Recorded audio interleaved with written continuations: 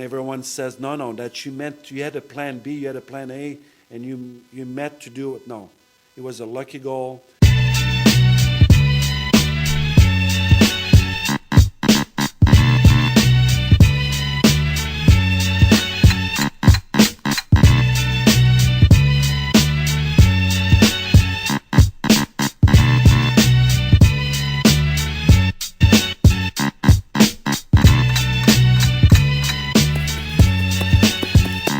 Soul Free with Harlan Freeman, your home for sneakers and culture. Ooh, that is so fire!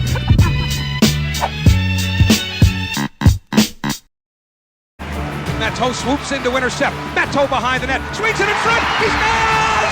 Matteau! Matteau! Matteau! Stéphane Matteau! And the Rangers have one more hill to climb, baby!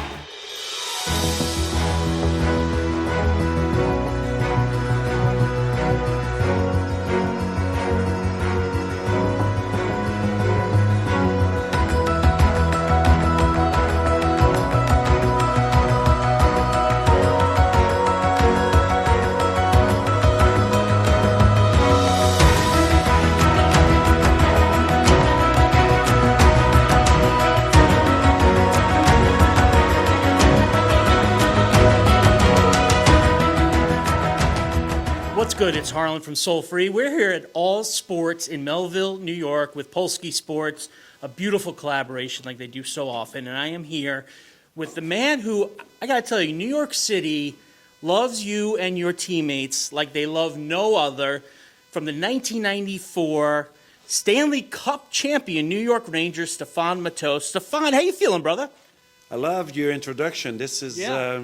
it's a good feeling. It's just, but you're right. People, everywhere I go, Yeah. people talk about the 1994 just like they are, we are their babies or something. There's always something positive to talk about and just a great feeling. But thanks for having me. Of course, of course. I don't think there's a bar within 10 blocks of Madison Square Garden that still doesn't celebrate you, doesn't cheer every time that anniversary comes up.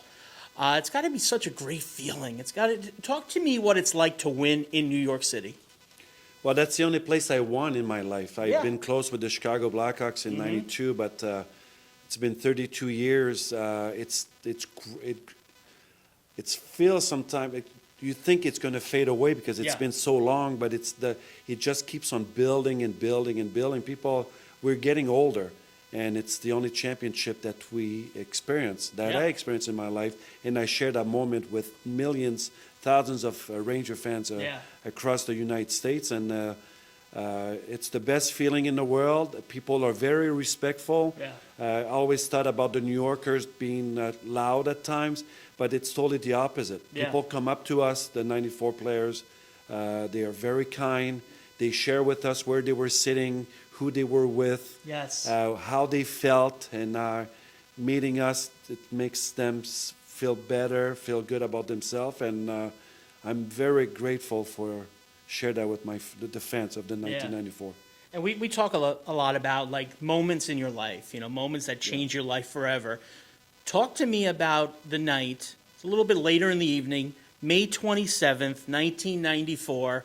You're playing the Devils, double overtime. The puck's coming to you, and you take it away.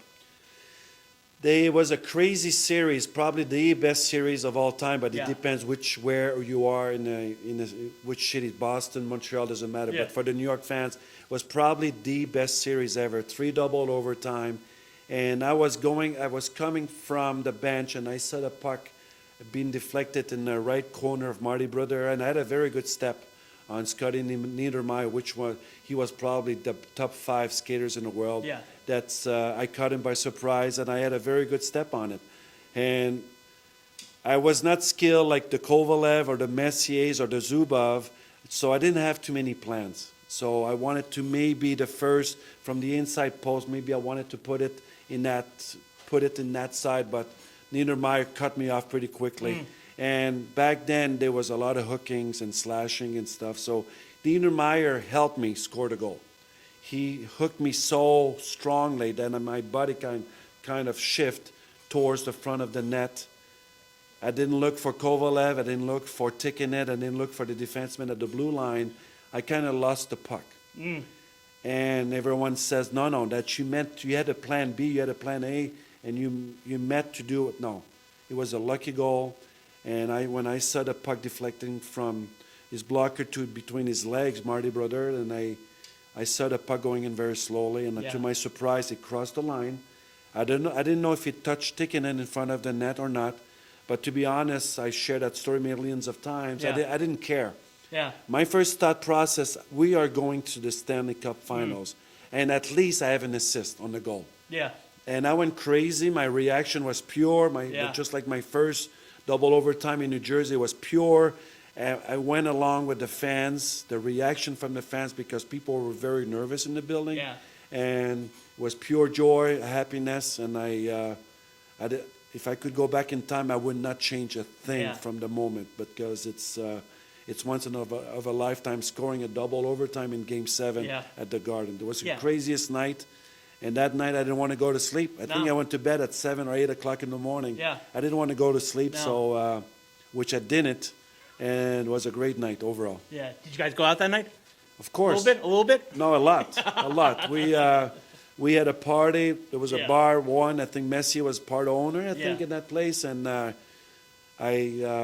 it was one of those crazy nights that you wanted to share with fans, teammates, and I don't remember which teammates were in that bar, but I was there, and it was a great night.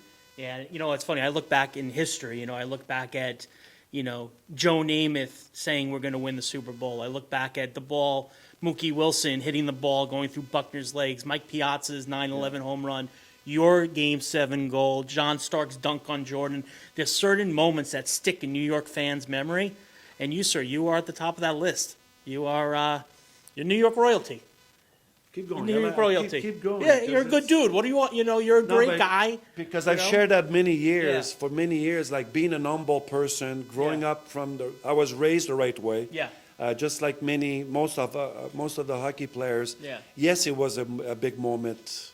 You're saying royalty doesn't fit well in, like, I will take it and I will cherish it. Yeah. But it's never compare myself to a Messier or Namath or Derek Jeter. But I take the moment very seriously. I'm an ambassador. I take that moment when I meet a fan somewhere. Anywhere, doesn't matter where I'm at, and I realize they're Ranger fans, they're going to have a great 1 minute or 2 or 3 with me. We'll take pictures. I'm going to share that moment with a lot of people. Yeah. So that's what it's all about. Yeah. I'm not a selfish person, and it's but what a great moment. Yeah, and what you do as an ambassador for the team, what you do, I know, for so many different charitable organizations, giving people that moment, sharing that moment, you talking about that moment with them puts them right back in that place and brings them that same exact high and gives them that personal touch with you. And that's such a special gift to give to people. It is a gift. But I had to learn. Yeah. Over the years, one of my one of my best friend on the team is Adam Graves. Yeah. And I witnessed going to the Garden for years, the way he treated everyone at the Garden. Yeah. And I asked him one time, how do you know all those people's names?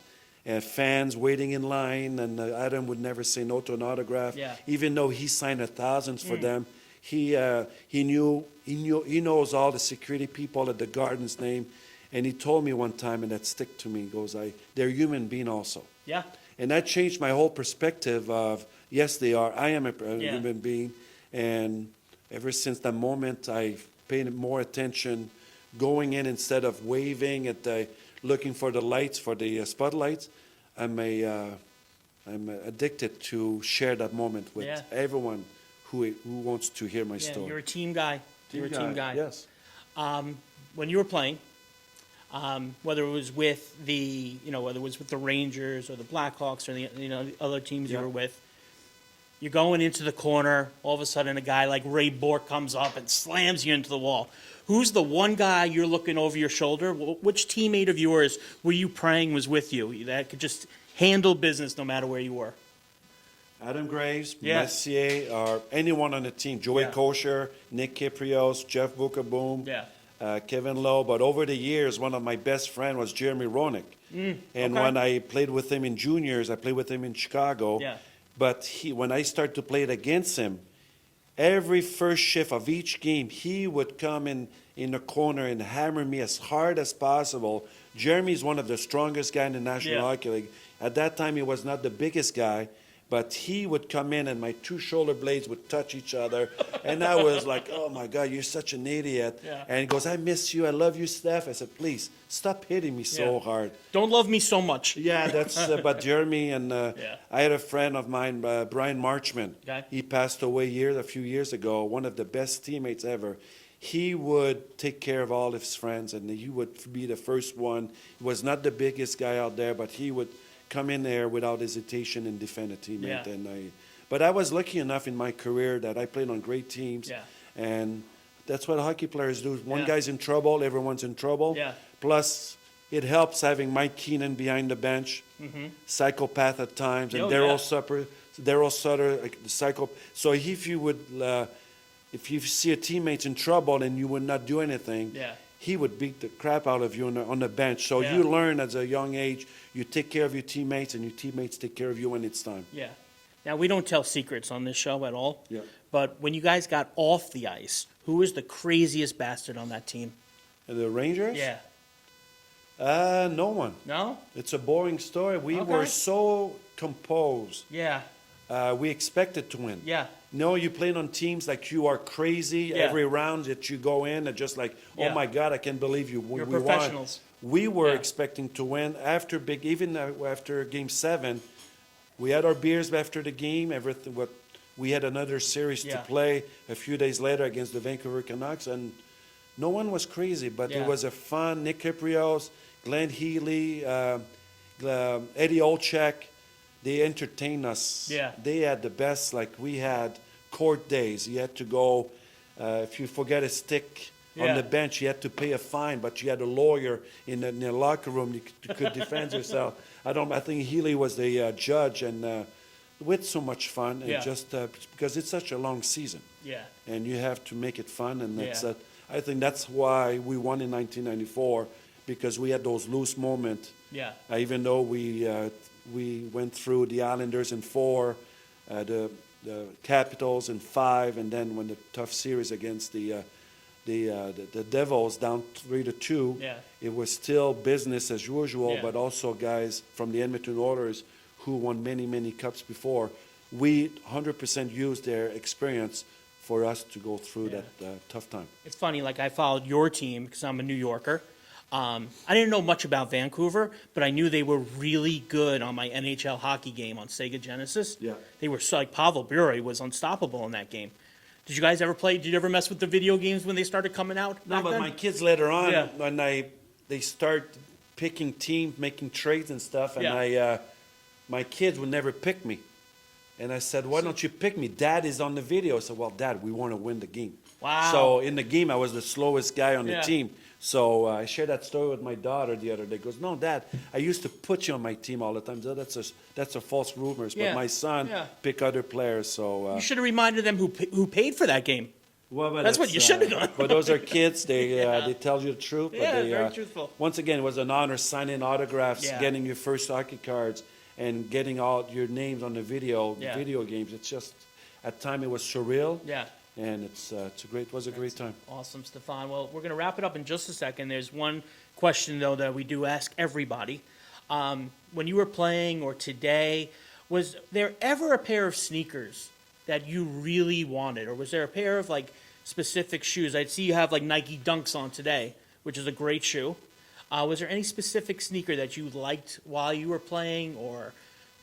growing up, was there a shoe you really wanted? The free one. I'm never that's a good question. I've never been asked that before. Yeah. But I've never been a style person or suit person. I was a Hugo Boss. I would grab 4 or 5 suits off the rack. All right. And the shoes, I've never a watch. I have a Breitling at home. My son stole it from me. I don't know where it is. Yeah. I know it's in Cleveland now, but I don't.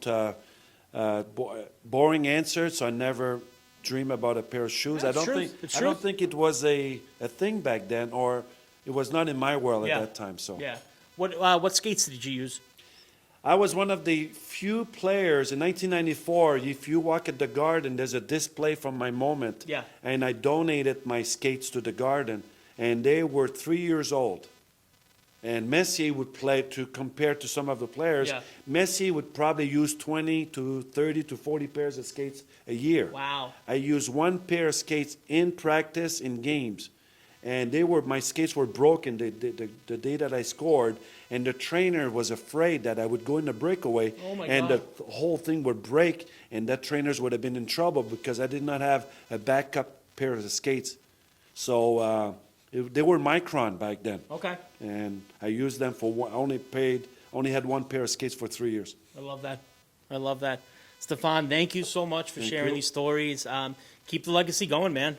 Keep the legacy going. I love it. It's a good wave. Yeah. It's a good wave, and we are lucky enough to keep talking about it because Yeah. it's so easy to people forget about you, and Yeah. just I'm just happy to be going back to the Garden once in a while Yeah. and wave at the crowd and take pictures Well- and coming over here and sign some autograph for the fans. Yeah. And so, Well, nobody's forgetting about you, my brother. well, thank you. All Please right. don't. Once again, this is Harlan. It's Soul Free, your home for sneakers and street culture. Thank you to All Sports in Melville and, of course, Polsky Sports.